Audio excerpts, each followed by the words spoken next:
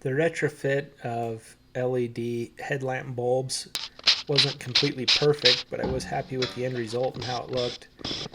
Maybe this will help you as you're bulb shopping. I'm not going into a lot of detail here of how to gain access to the bulbs. I have other videos on that, but first thing I'm going to do is start with the three bulbs on this driver's side, and the bottommost one behind the bumper is the fog light.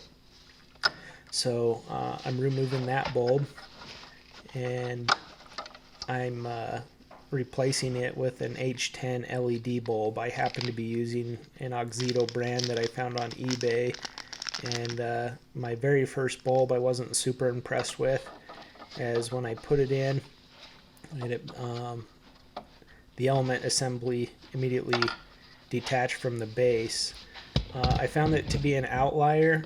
These bulbs had high reviews on Amazon, and I was able to super glue it back together, but not an impressive start. But the other ones I didn't have any problems with, and like I say, other people have had good results with the bulbs on Amazon. But whichever H10 bulb you use, it's pretty plug and play. There's no heat sink on the back of the fog light one. And then I'm moving up here to the high beam bulb and pulling off the rubber boot, and then removing the original bulb the same way with a counterclockwise turn.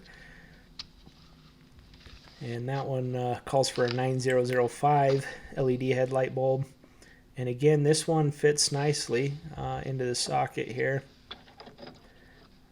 There's room for the heat sink behind it, and you can still get the rubber boot on, the connector hooked up okay.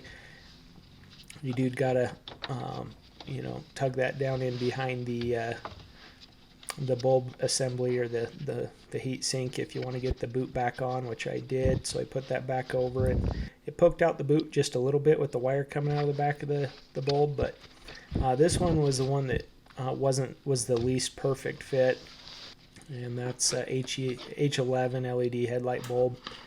And there's just not a lot of room with the large module or heat sink or whatever that is on the back, that it rubs against the housing of the headlamp assembly, but it does fit, but it does contact right there. And then it also protrudes past the boot. When you try to put the boot on, it's sticking out of the headlamp assembly a little bit, so it's not a perfect fit. So I put on the original boot, and I couldn't get it completely on at the top there where it makes contact with the assembly. And so I took a little piece of wire and poked through the ear of the boot so that if it does fall off, at least I don't lose it. They do make a dust cover with a hole in it, but because it's not centered, that top bulb is not centered in the socket, that doesn't work. So, but the result's awesome. It's a lot brighter, crisp, clean, and clear. And so I liked the look of that. And it's quite a bit brighter, as you can see. So I went ahead and continued and did the other side. I'll do that one in fast motion, just to give you a look at the final result, but it's straightforward and the same on both sides. So put this tire back on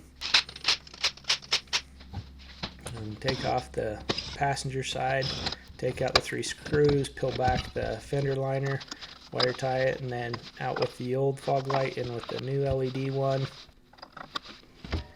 On up to the high beam, in with the new one, boot back on, and then same here with this one.